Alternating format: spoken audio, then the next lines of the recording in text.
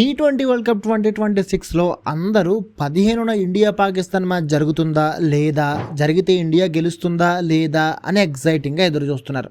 కానీ నేను మాత్రం ఇండియా వర్సెస్ పాకిస్తాన్ మ్యాచ్ కంటే ముందే జరిగే పాక్ వర్సెస్ యూఎస్ఏ మ్యాచ్ కోసం మాత్రం తెగ వెయిట్ చేస్తున్నా. ఆ మ్యాచ్లో పాక్ ఓడితే ఉంటుంది నా సామిరంగా మామూలు ట్రోలింగ్ ఉండదు పాకిగాళ్ళకి. ఎందుకంటే ఇండియా వర్సెస్ యూఎస్ఏ మ్యాచ్లో ఇండియా ఓడిపోవాలని సోషల్ మీడియాలో తెగ పోస్టులు పెట్టారు. Aadhaar card versus green card match అని ట్రోల్ చేశారు. మ్యాచ్లో గెలవడానికి ఇండియా కొంచెం ఇబ్బంది పడడంతో యూఎస్ఏతో మ్యాచ్లో ఇండియా పరుగు పోయింది, ఇండియా వేస్ట్, అది ఇది అని విపరీతంగా ట్రోల్ చేశారు. కానీ విచిత్రం ఏంటంటే అదే టైంలో నెదర్లాండ్స్పై పాక్ ఓటమి అంచుల వరకు వెళ్ళి నెదర్లాండ్స్ దరిద్రం కొద్దీ ఓడిపోతే గెలిచింది. అది మాత్రం చెప్పుకోరు దద్దమ్మలు. అయితే ఇప్పుడు ఏ యూఎస్ఏపై ఇండియా పరుగు పోయిందని పాక్ ట్రోల్ చేసిందో అదే యూఎస్ఏతో 10వ తేదీన మంగళవారం మ్యాచ్ ఆడబోతుంది పాకిస్తాన్.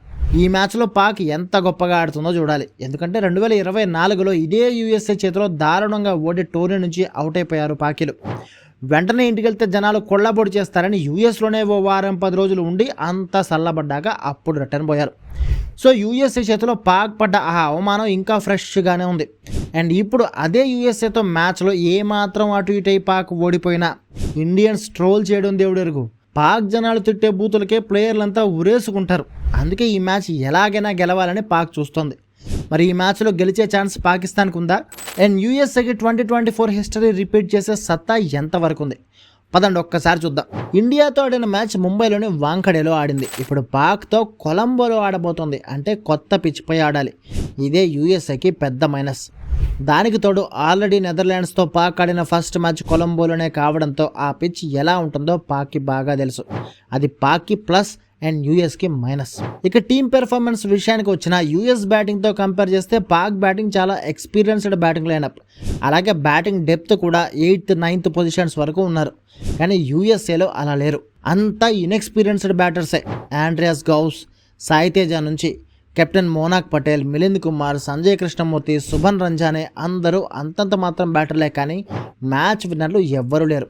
ఈ బ్యాటింగ్తో సైమ్ అయూబ్, అబ్రార్ అహ్మద్, మహమ్మద్ నవాజ్, షహీన్ షా అఫ్రిది లాంటి డేంజరస్ పాక్ బౌలింగ్ని ఫేస్ చేయడం అండ్ భారీ స్కోర్ చేయడం చాలా కష్టం యూఎస్ బ్యాటర్లకి. దానికి తోడు 2024 యూఎస్ఏ బ్యాటింగ్ లైనప్ ఇప్పటి బ్యాటింగ్ లైనప్ కంటే కొంచెం బలంగా ఉంది. అండ్ అప్పటి పాక్ బౌలింగ్తో కంపేర్ చేస్తే ఇప్పటి పాక్ బౌలింగ్ చాలా బలంగా కూడా మారింది. అంటే ఈ విషయంలో కూడా పాక్దే పైచేయి అన్నమాట. అంటే ఈ మ్యాచ్లో యూఎస్ గెలిచే ఛాన్సే లేదా అంటే డెఫినెట్గా ఉంది. యూఎస్కి ఉన్న ఒకే ఒక ప్లస్ పాయింట్, ఇప్పుడున్న పాక్ బ్యాటింగ్ చాలా ఇన్కన్సిస్టెన్సీతో ఉంది. అదే యూఎస్కి పెద్ద ప్లస్ పాయింట్. యూఎస్ఏ బౌలింగ్ అప్పటికంటే ఇప్పుడు బలంగా మారింది.